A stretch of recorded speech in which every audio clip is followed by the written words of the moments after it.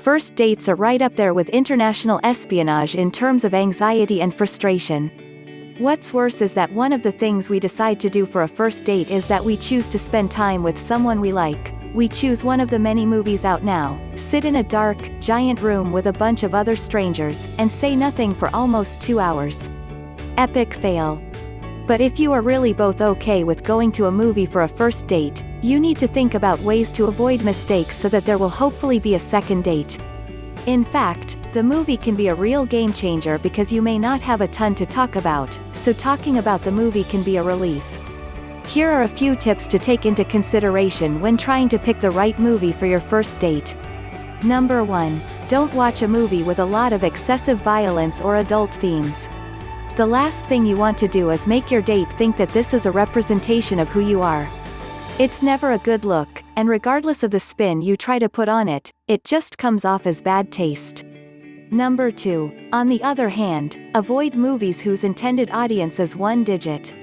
If there is one thing that most people do not want to be privy to is a date in a state of arrested development. You're both adults, and you want to be sure you choose a movie that at least acknowledges that maturity. Number 3. Be wary of romantic comedies. Many people consider these movies to be foolproof, but be warned, unless you have a sense of the type of discourse and conversation you'd like to have with your date, you may be opening up the proverbial Pandora's box of first date poison. Number 4. If you plan on incorporating dinner at some point, why not try going to a dine-in theater that not only has a great movie-watching environment but also has gourmet food and adult libations on tap? This way, you avoid perhaps the most cardinal of first date rules: don't be late to anything. Number 5. Always have a backup plan ready. No one wants to think about it, but unfortunately, things go wrong on dates, but having a good attitude that can both diffuse a tough situation and show a spontaneity can get things back on track.